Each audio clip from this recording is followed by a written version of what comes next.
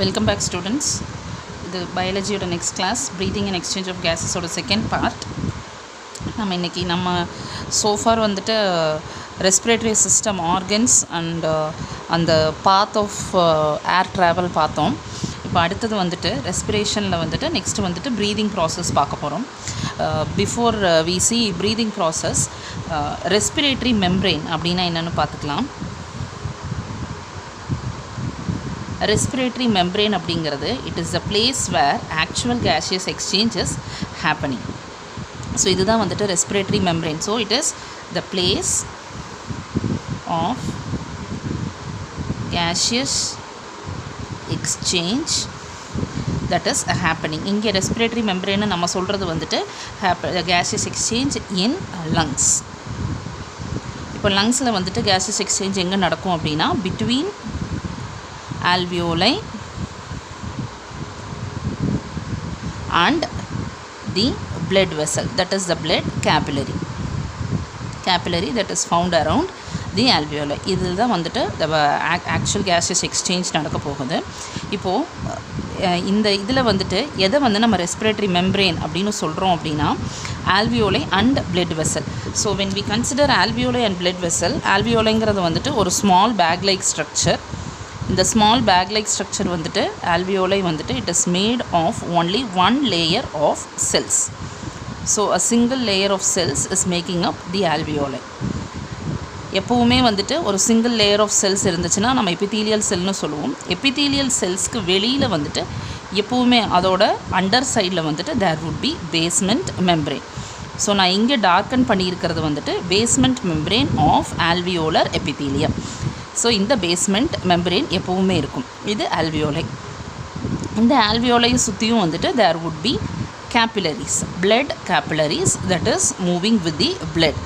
Capillariesum வந்துட்டு they are made of a single layer of cell which is called as endothelium. So இதுவும் வந்துட்டு a single layer of cell. நான் ஒரு side மட்டும் வரைகிறேன். single layer of cells இருக்கிறதுனால இதுலேயும் வந்துட்டு there would be a basement membrane. So இப்போ ரெஸ்பிரேட்டரி மெம்ப்ரெயின் அப்படின்னா எது அப்படின்னா it is alveolar epithelium and its basement membrane. So alveoli-யோட பார்ட் வந்துட்டு so this is alveolar epithelium. இது alveolar epithelium-ஓட basement membrane. This is blood capillary. இப்போ கேபிலரியில் வந்துட்டு கேபிலரியோட எபித்தீலியம் வந்துட்டு is called as endothelium. So this one the single layer of cells is called as endothelium. இது எண்டோதீலியமோட பேஸ்மெண்ட் மெம்ப்ரெயின். ஸோ இதில் வந்துட்டு இன்பிட்வீனில் வந்துட்டு தேர் இஸ் அ ஸ்பேஸ், அதாவது இந்த ஆல்வியோலைக்கும் இந்த கேப்லரிக்கும் வந்துட்டு there will be a space. இது லங்கோட பார்ட், இது blood vessel. So there will be some space in between.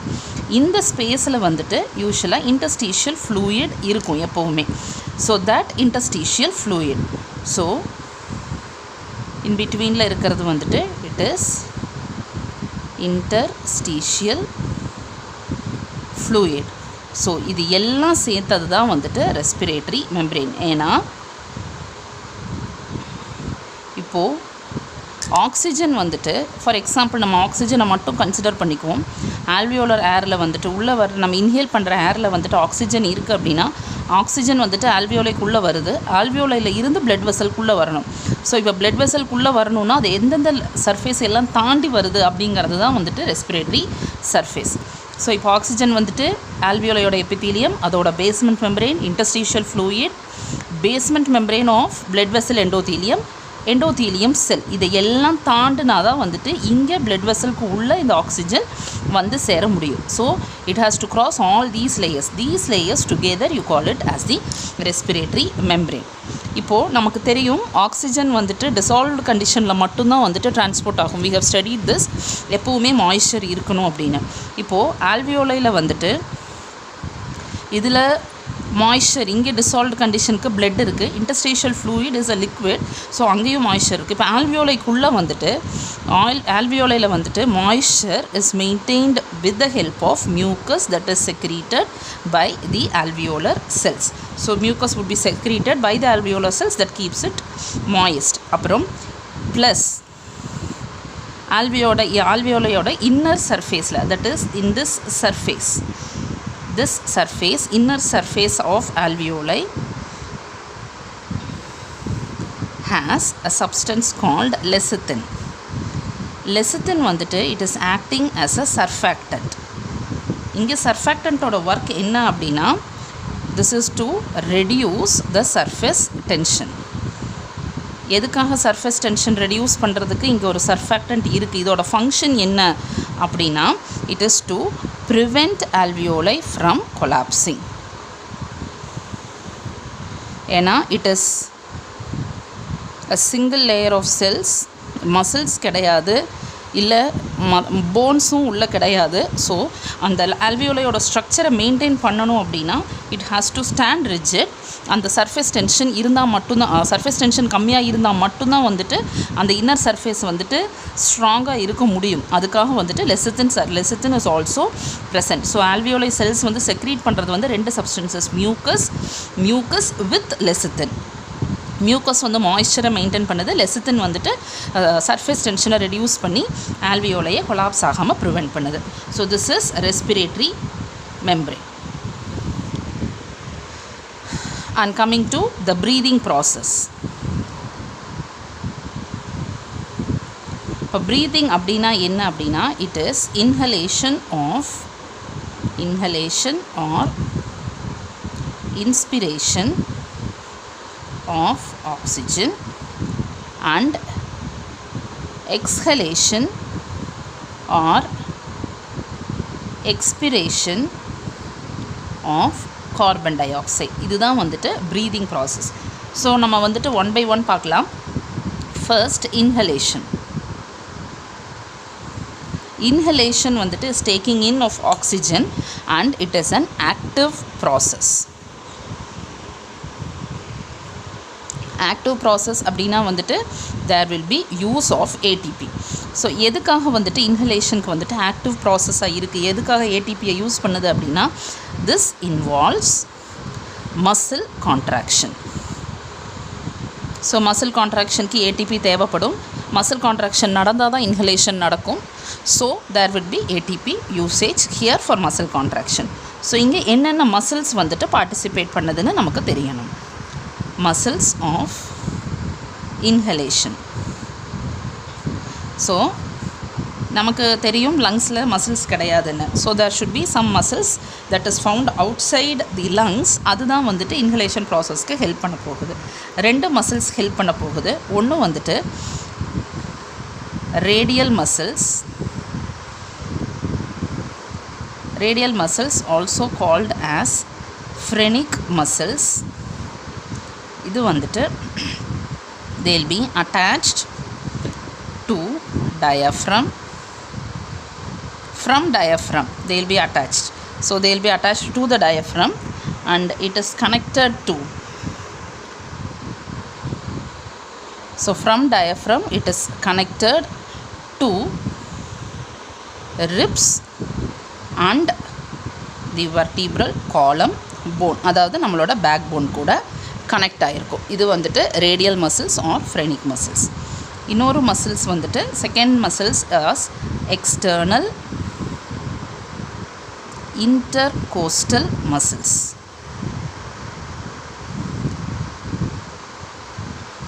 External intercostal muscles வந்துட்டு will be present between the rib bones. So lungs வந்துட்டு this is present, lungs வந்து is present within the rib cage. இது rib bones கூட இருக்கிற muscles வந்துட்டு external intercostal muscles. So இந்த ரெண்டு muscles plus, so along with these two muscles, diaphragm is also going to help in the inhalation process. இது எப்படி வந்துட்டு inhalation processக்கு help பண்ணுதுன்னு பார்க்கலாம். So for inhalation process inhalation process வந்துட்டு எப்படி நடக்குது அப்படின்னா it is because of a negative pressure in thoracic cavity. So ஒரு நெகட்டிவ் ப்ரெஷர் க்ரியேட் ஆனால் மட்டும்தான் வந்துட்டு இன்ஹலேஷன் நடக்க முடியும். ஸோ இந்த நெகட்டிவ் ப்ரெஷர் எப்படி க்ரியேட் ஆகுது அப்படின்னா தான் வந்துட்டு மசில்ஸோட functioning. So first one radial muscles.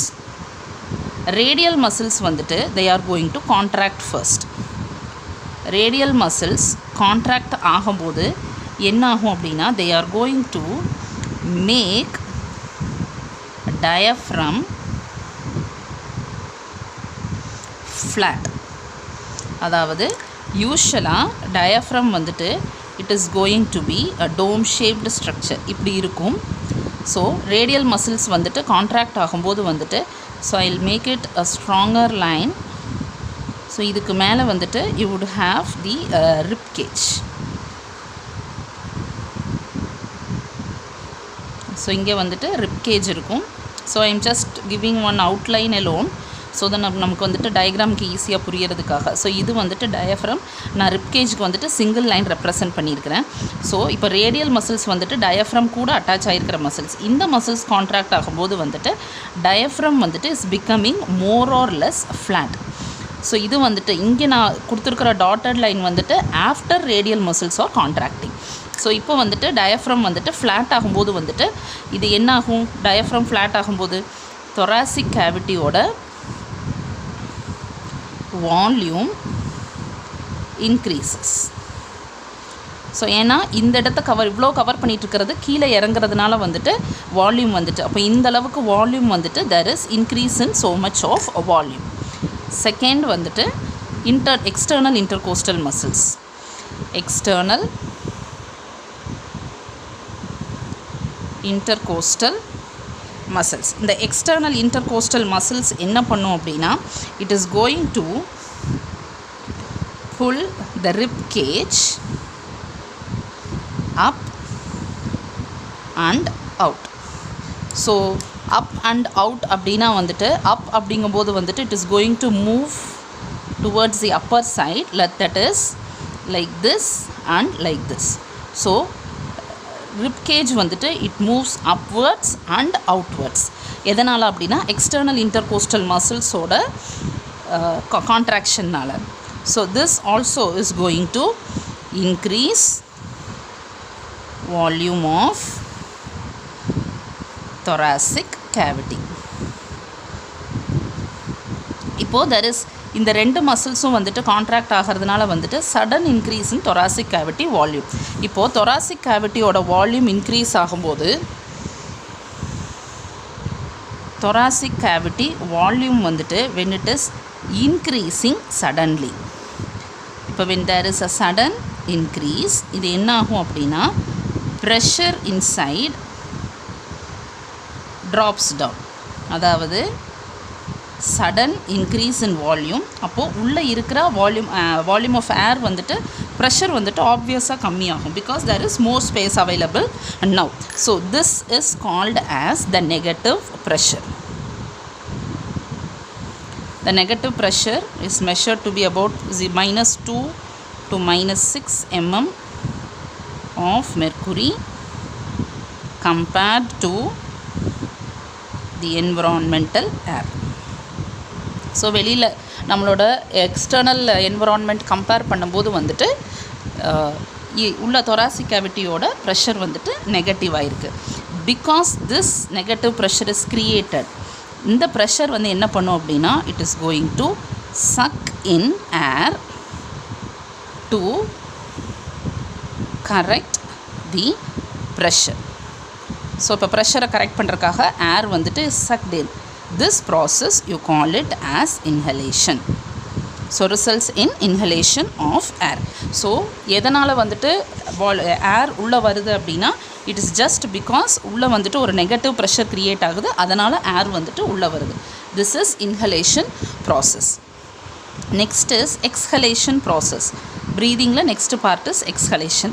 Exhalation is a passive process. Passive means there is no use of ATP during exhalation process. Reason enna appadina, exhalation is just because of relaxation of muscles. So இந்த contract ஆன muscles வந்துட்டு relax ஆகும்போது என்ன ஆகும் அப்படின்னா, now volume of thoracic cavity is going to decrease. இப்போ volume thoracic cavity decrease ஆகும்போது obviously it is going to push air outside, which is called as the exhalation process. Exhalationலேயே வந்துட்டு there is one more called as forceful exhalation. For example, நீங்கள் வந்துட்டு ஒரு பலூனை வந்துட்டு ஊதி பெருசு பண்ணணும் அப்படின்னா வந்துட்டு will continuously put in some amount of air. நம்ம இன்ஹேல் பண்ணின ஏரை விட எக்ஸ்ட்ராவாக ஒரு அமௌண்ட் ஆஃப் ஏரை வந்துட்டு நம்ம வந்து எக்ஸ்ஹேல் பண்ணுவோம். That one you call it as forceful exhalation. So forceful exhalation அப்படின்னா it is exhalation after normal exhalation. So this one you call it as forceful exhalation. So in the forceful exhalation அப்போ normal exhalation வந்துட்டு just by relaxation of muscles வந்துட்டு normal exhalation நடந்துடும். ஆனால் நம்ம ஃபோர்ஸ்ஃபுல்லாக exhale பண்ணுறோம், normal எக்ஸ்ஹலேஷனுக்கு அப்புறம் திரும்பவும் exhale பண்ணுறோம் அப்படின்னா ஒரு எக்ஸ்ட்ரா அமௌண்ட் ஆஃப் ஏரை வந்துட்டு வெளியில் தள்ளுறோன்னு அர்த்தம். And because of this reason it is an active process. ஏன்னா ஜஸ்ட் பை ரிலாக்ஸேஷன் நம்ம எவ்வளோ இன்ஹேல் பண்ணமோ அவ்வளோ மட்டும்தான் எக்ஸ்ஹேல் பண்ண முடியும். ரிலாக்ஸேஷன் நடந்துச்சு அப்படின்னா நம்ம எக்ஸ்ட்ராவாக வந்துட்டு தள்ளணும் அப்படின்னா we have to give some force. Force means here it is going to become an active process. இப்போ active process அப்படின்னாலே there should be involvement of muscles. So muscles, சில மசில்ஸ் கான்ட்ராக்ட் ஆனால் மட்டும்தான் வந்துட்டு அங்கே ஆக்டிவ் ப்ராசஸ் நடக்க முடியும். So here muscles that are involved are abdominal muscles and internal intercostal muscles. So forceful எக்ஸ்ஹலேஷனுக்கு வந்துட்டு ரெண்டு மசில்ஸ் வந்து ஹெல்ப் பண்ணும். அப்டாமினல் மசில்ஸ் ஒன்று, இன்டர்னல் இன்டர்கோஸ்டல் மசில்ஸ் ஒன்று. அப்டாமினல் மசில்ஸ் வந்துட்டு they are attached to diaphragm from the abdominal cavity. Internal intercostal muscles வந்துட்டு they are attached to the rib bones. So இப்போது நார்மலாக வந்துட்டு டயஃப்ரம் இப்படி இருக்குது and rib cage is like this. So இது வந்துட்டு இன்ஹலேஷனுக்கு வந்துட்டு it is going to pull out and up and diaphragm வந்துட்டு is going to become more or less flat. இது வந்துட்டு இன்ஹலேஷன் ப்ராசஸ்க்காக. This is for inhalation process இந்த increase in volume of thoracic cavity. இதுவே வந்துட்டு எக்ஸ்ஹலேஷனில் வந்துட்டு திரும்பவும் எக்ஸ்ஹலேஷன் நடக்கும்போது வந்துட்டு they are going to relax and come back to the normal position. இப்போது ஃபோர்ஸ்ஃபுல் எக்ஸ்ஹலேஷன் நடக்கணும். ஃபோர்ஸ்ஃபுல் எக்ஸ்ஹலேஷனில் வந்துட்டு அப்டாமினல் மசில்ஸும் இன்டர்னல் இன்டர்கோஸ்டல் மசில்ஸும் ஹெல்ப் பண்ணும். ஸோ இப்போ first one abdominal muscles. Abdominal muscles என்ன பண்ண போகுது அப்படின்னா they are going to push diaphragm upwards. So நார்மலாக வந்துட்டு டோம் ஷேப்க்கு வரும்போது இங்கே இருக்கும். அப்டாமினல் மசில்ஸ் புஷ் பண்ணும்போது திரும்பவும் வந்துட்டு diaphragm is going to move upwards a little more. So again a little more is pushed upwards. அடுத்தது வந்துட்டு internal intercostal muscles. Internal intercostal muscles ரிப்ஸை வந்துட்டு புல் பண்ண போகுது. எப்படி அப்படின்னா they are going to push, இதோட கான்ட்ராக்ஷன் வந்துட்டு they are going to push the rib bones inwards and downwards. அப்போ இன்வர்ட்ஸ் அண்ட் டவுன்வர்ட்ஸ் அப்படின்னா வந்துட்டு it is going to be like this and like this.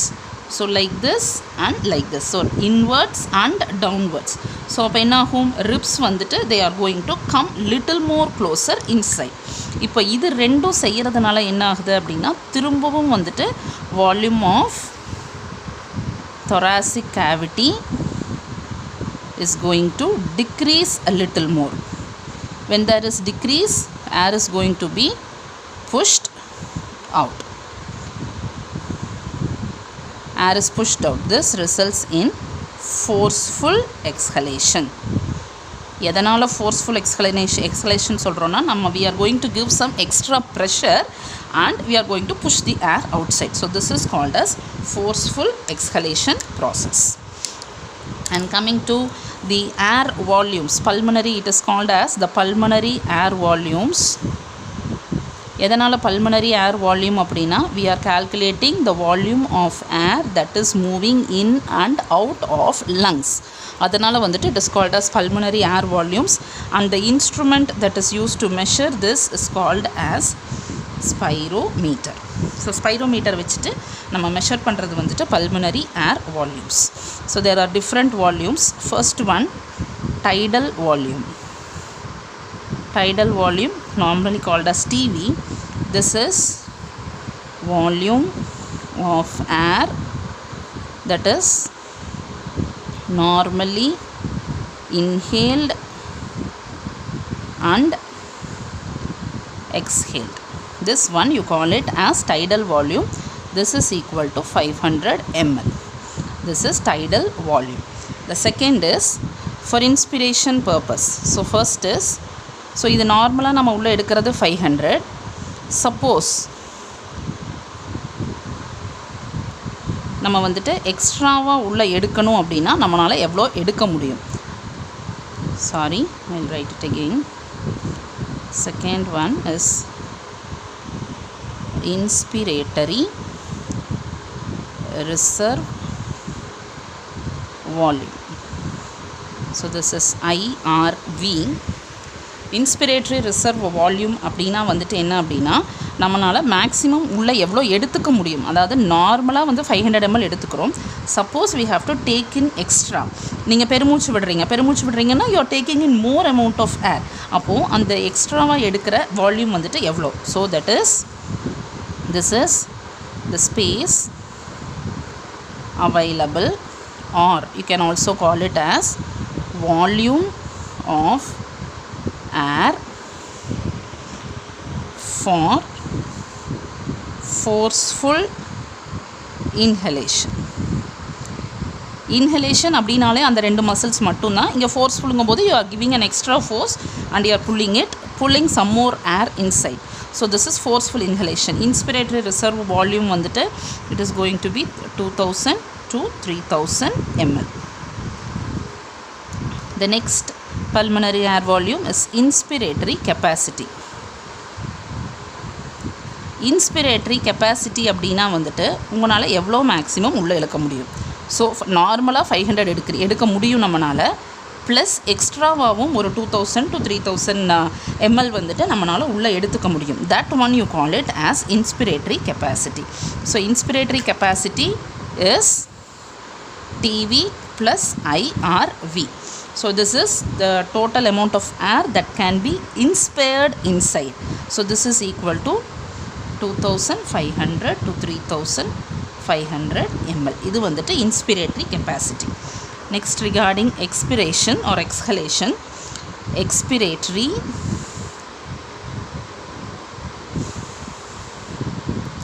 reserve volume.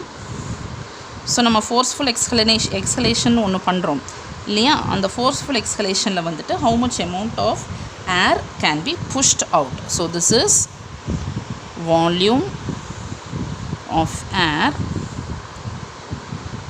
pushed out during forceful exhalation. இது வந்துட்டு expiratory reserve volume. So expiratory reserve volume இது வந்துட்டு it is 1000 to 1100 ml. Average வந்துட்டு usually is considered as 1000 ml. This is expiratory reserve volume. The next is vital capacity. So we see this is the maximum volume of air that can be forcefully exhaled after forceful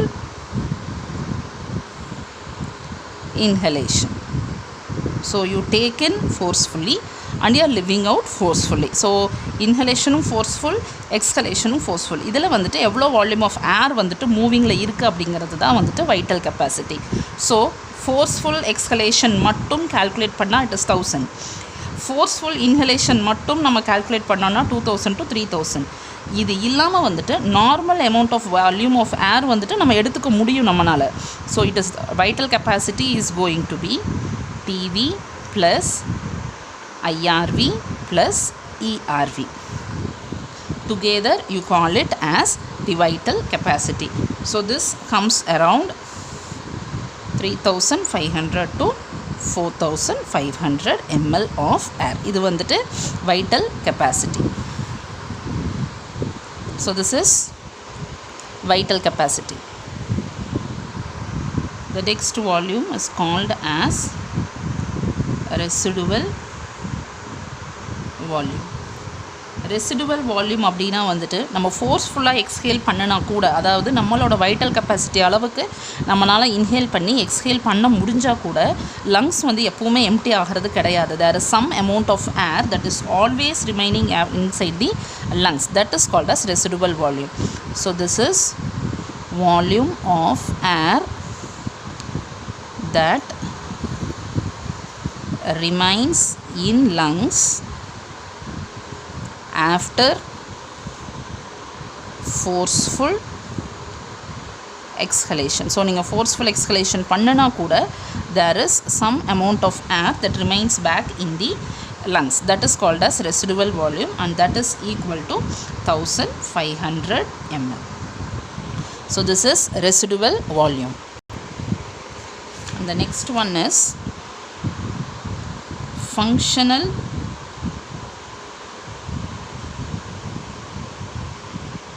residual volume.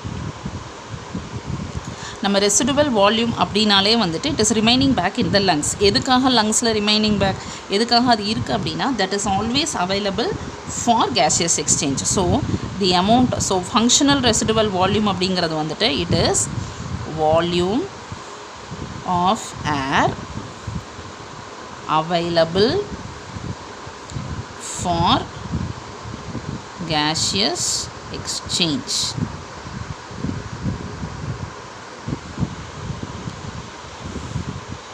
Even after normal breathing.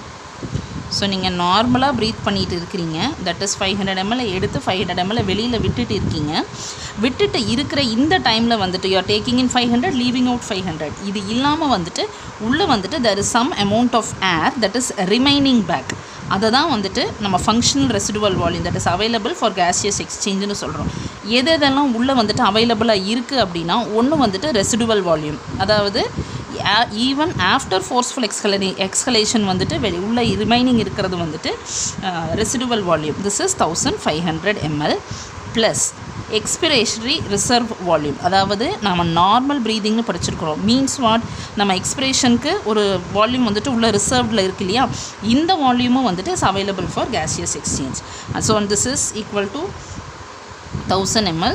So functional residual volume is 2500 ml. The next is total lung capacity. Total lung capacity is TLC.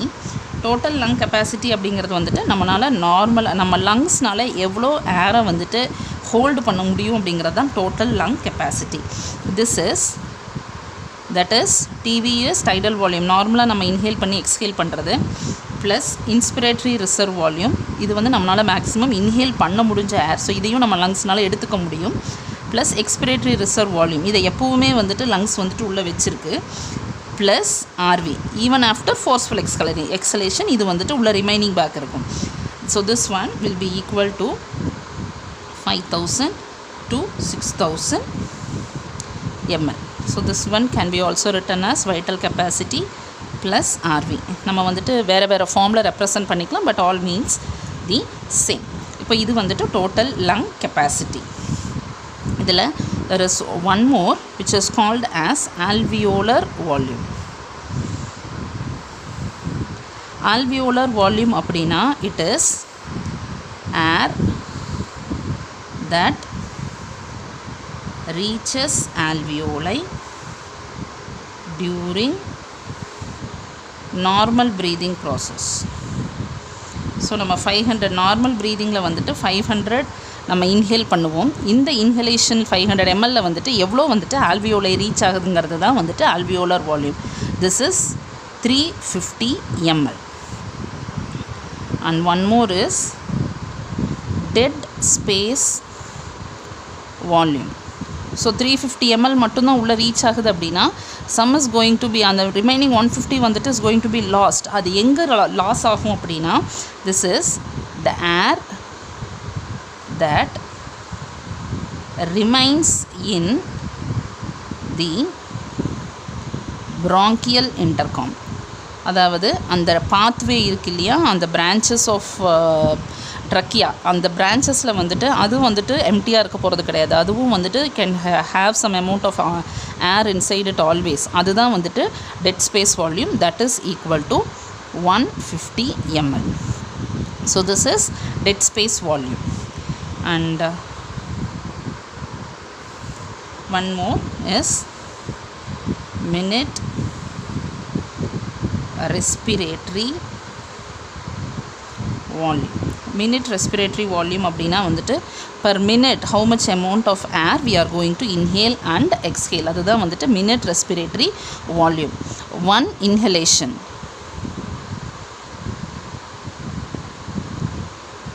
takes place for 2 seconds and one exhalation. So immediately after inhalation, exhalation is going to happen.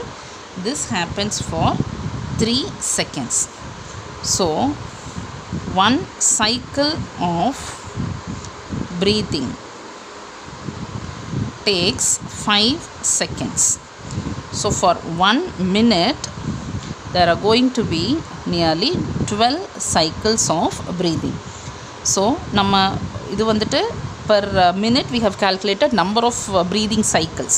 Per minute respiratory volume அப்படின்னா per minute how much amount of volume of air is going to be taken in and left out.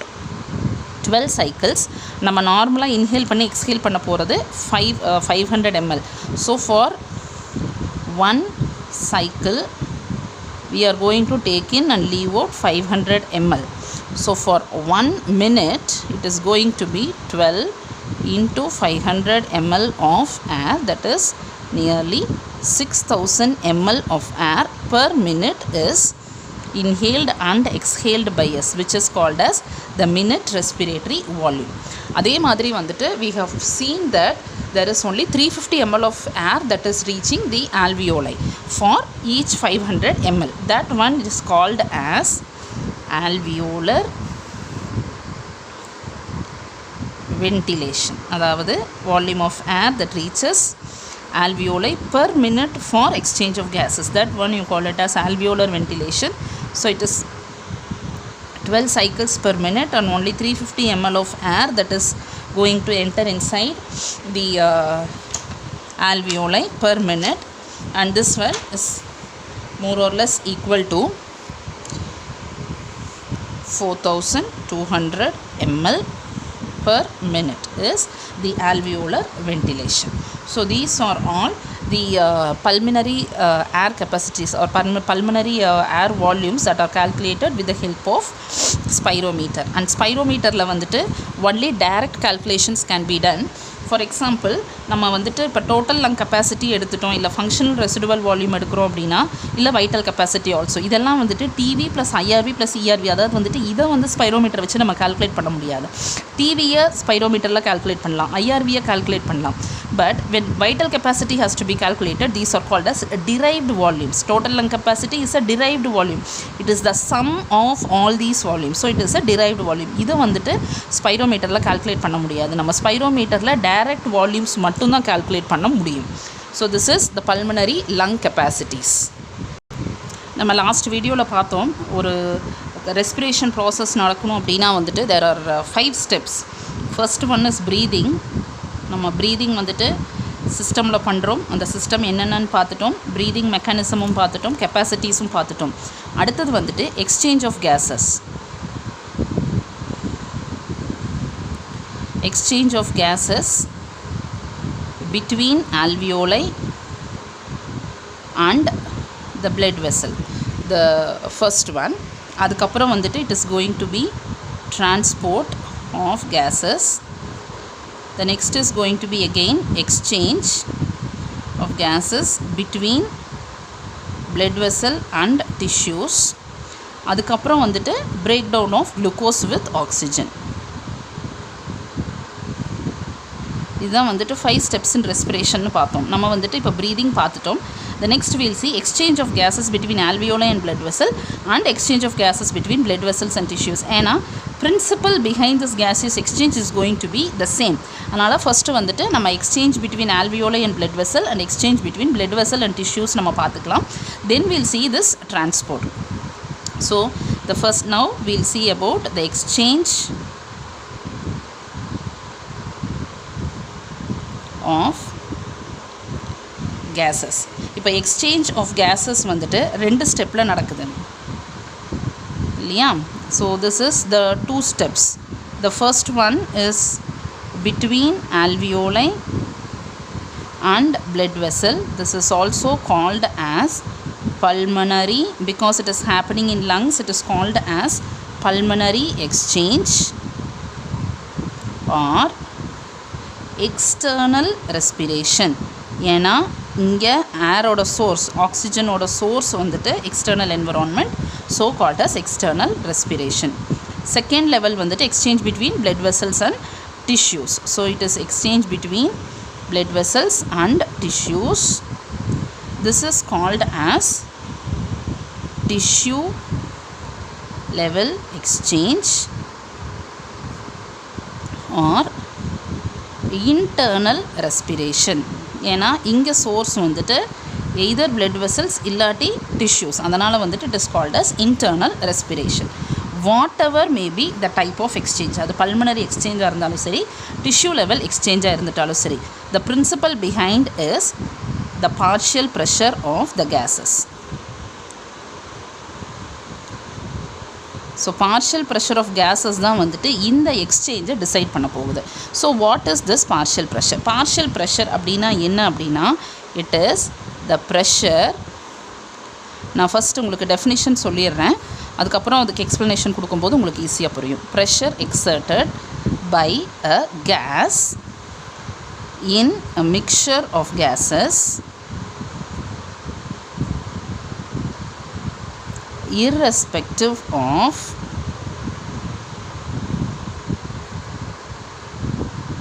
concentration of other gases. இதுதான் வந்துட்டு partial ப்ரெஷருக்கு வந்துட்டு definition. So இதுக்கு meaning என்ன அப்படின்னு பார்த்தோம். We'll consider pressure exerted by a gas. இங்கே வந்துட்டு என்ன அப்படின்னா, நம்ம ஒரு க்ளோஸ்ட் என்விரான்மெண்ட்டில் தான் வந்துட்டு பார்ஷியல் ப்ரெஷரை கால்குலேட் பண்ணுறோம்.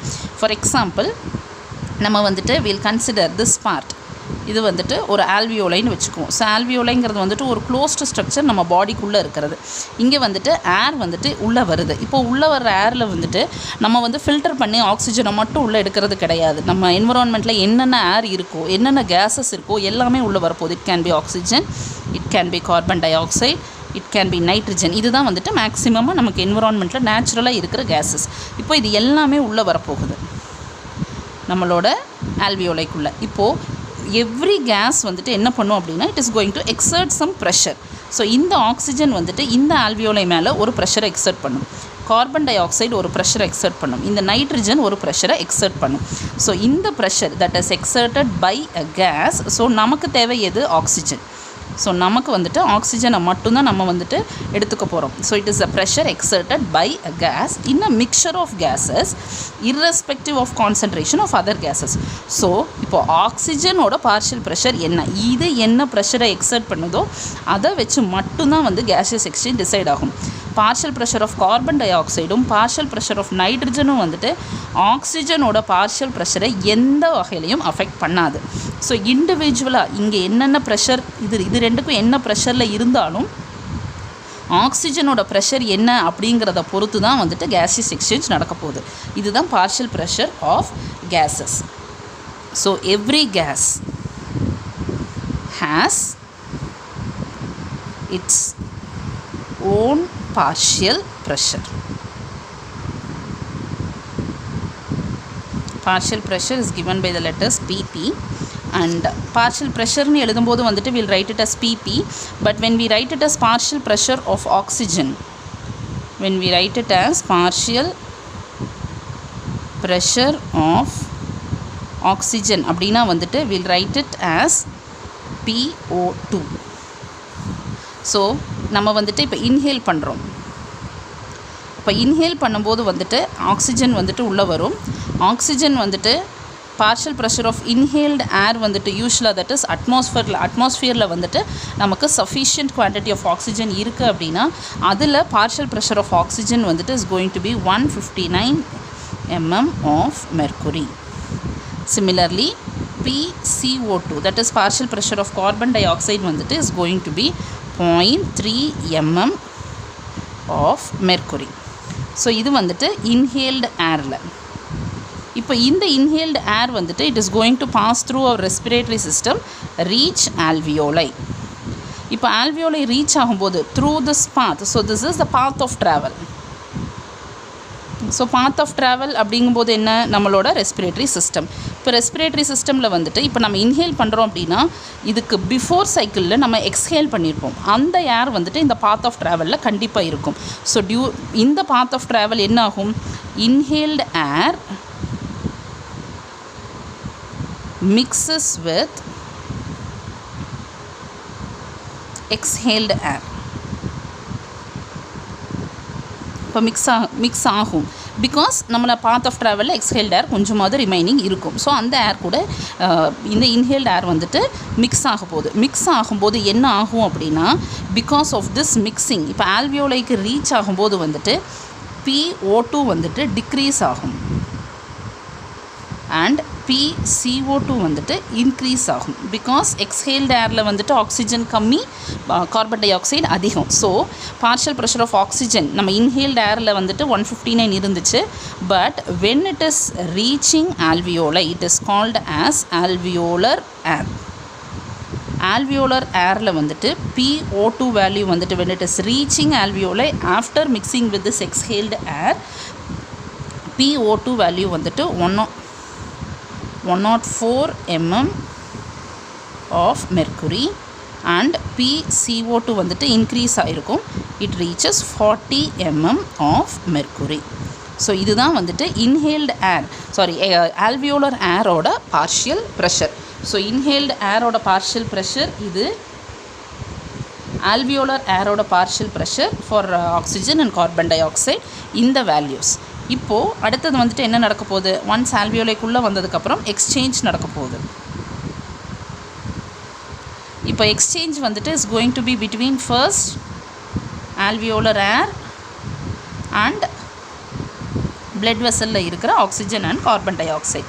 இப்போது லங்ஸ்க்கு வந்துட்டு பிளட் வெசல்ஸ் எது வருது, லங்ஸ்க்கு வந்துட்டு ஆக்சிஜனேஷன் பர்பஸ்க்கு வரப்போகிறது வந்துட்டு deoxygenated blood from heart.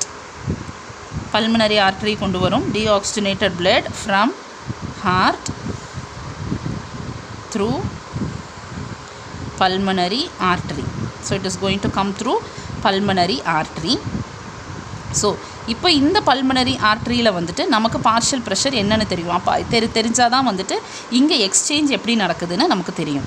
So deoxygenated blood in the blood vessel, இதோட partial pressure of oxygen and partial pressure of carbon dioxide நமக்கு தெரிஞ்சதுன்னா நமக்கு வந்துட்டு எக்ஸ்சேஞ்ச் வந்துட்டு எப்படி நடக்குதுன்னு தெரிஞ்சிடும். So deoxygenated blood in blood vessel, partial pressure of oxygen is 40 mm of mercury and partial pressure of carbon dioxide is 46 to 48 mm of mercury. So நம்ம இப்போ வேல்யூஸை தனித்தனியாக எழுதிக்கலாம். PO2 of inhaled air வந்துட்டு it was all these is partial pressure of gases in mm of mercury. So inhaled air வந்துட்டு it was 159. For inhaled air, partial pressure of oxygen வந்துட்டு is 159 mm of mercury. இந்த அப்புறம் partial pressure of carbon dioxide was 0.3 mm of mercury. On reaching alveoli, it was reduced to 104 mm of mercury, and the PCO2 was increased to 40 mm of mercury. Deoxygenated blood வந்துட்டு சர்க்குலேஷனில் வந்துட்டு oxygenation பர்பஸ்க்காக வரும். இதில் PO2 value வந்துட்டு it was 40 mm of mercury and PCO2 value வந்துட்டு 46 to 48 mm of mercury. இப்போ exchange நடக்கும். Alveolar ஏருக்கும் டீஆக்சிஜனேட்டட் பிளட்டுக்கும் வந்துட்டு எக்ஸ்சேஞ்ச் நடக்கும்போது ஆக்சிஜனேட்டட் பிளட் வந்துட்டு is going to have take in oxygen. ஏன்னா ஆல்வியோலர் ஏரில் பார்ஷியல் ப்ரெஷர் ஆஃப் ஆக்சிஜன் அதிகம், இங்கே கம்மி. ஸோ ஆப்வியஸ்லி ஆக்சிஜன் வந்துட்டு will try to move from alveoli to blood, higher partial pressure to lower partial pressure. அதே மாதிரி இங்கே CO2 வேல்யூ அதிகம், so higher partial pressure to lower partial pressure. This is the reason for exchange of gases. So movement வந்துட்டு is from higher partial pressure to lower partial pressure region. So oxygenated bloodல வந்துட்டு என்ன ஆகும் அப்படின்னா எக்ஸ்சேஞ்சுக்கு அப்புறம் it is going to be 95 mm of mercury and PCO2 value வந்துட்டு it is going to be 40 mm of mercury. So இதில் இந்த டெரிவேஷன்ஸில் இருந்து வந்துட்டு நமக்கு வந்துட்டு ஒன்று வந்து நம்ம கிளியராக தெரிஞ்சுக்கணும்.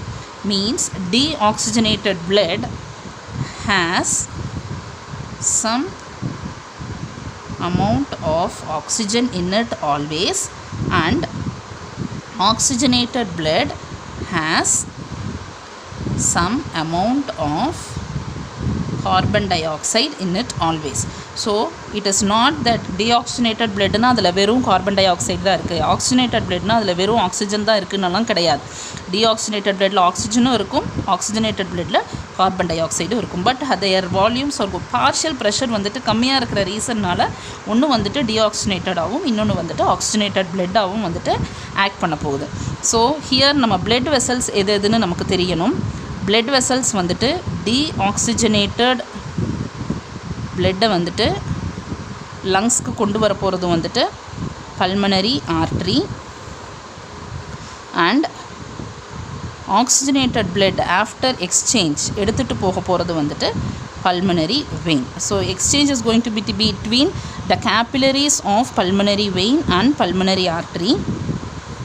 Similarly for this also, ஆனால் எக்ஸ்சேஞ்ச் வந்துட்டு is going to be between capillaries. ஆனால் நமக்கு பிளட் வெசல்ஸ் எது எடுத்துகிட்டு வருதுன்னு நமக்கு தெரிஞ்சிருக்கணும். பிகாஸ் உங்களுக்கு கொஸ்டின்ஸ் கேட்கும்போது வந்துட்டு what is the partial pressure of oxygen in pulmonary artery அப்படின்னு கேட்கும்போது வந்து நமக்கு கன்ஃபியூஸ் ஆகக்கூடாது.